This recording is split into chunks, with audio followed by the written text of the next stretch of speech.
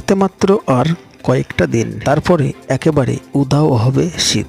শুধুমাত্র সকালে এবং রাত্রে বজায় থাকবে শীতের আমেজ, তারপরে দিনে শীতের আমেজ আস্তে আস্তে উধাও হবে।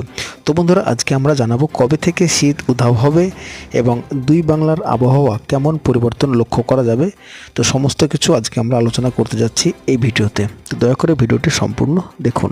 এই সপ্তাহের শেষের দিকে তাপমাত্রা 2 থেকে 3 ডিগ্রি সেলসিয়াস বাড়তে পারে।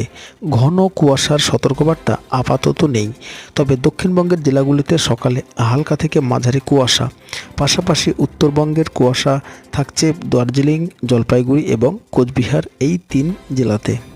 বিশেষ করে দক্ষিণবঙ্গে দিন ও রাত্রের তাপমাত্রা স্বাভাবিকের বেশ কিছুটা নিচে।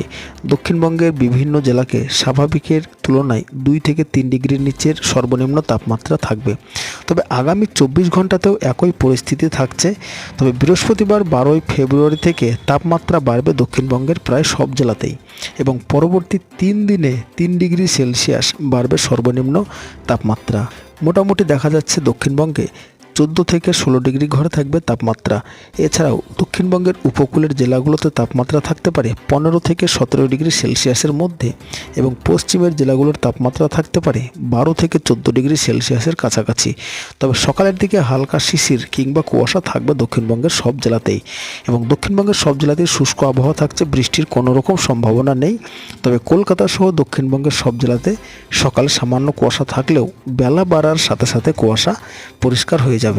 উত্তরবঙ্গের ক্ষেত্রে ঘন কুয়াশার সতর্কবার্তা আপাতত থাকছে না কোনো জেলাতেই, তবে মাঝারি মানের কুয়াশা থাকছে উপরের 5 জেলায় এবং আগামী 3 থেকে 4 দিন হালকা থেকে মাঝারি কুয়াশা থাকছে উত্তরবঙ্গের বেশ কিছু জেলাতে, যেমন দার্জিলিং, জলপাইগুড়ি, কোচবিহার এই জেলাগুলোতে। তবে সর্বনিম্ন তাপমাত্রার কোনো হেরফের নেই। আগামী 5 দিন একই রকম আবহাওয়া থাকবে উত্তরবঙ্গের সমস্ত জেলাতে।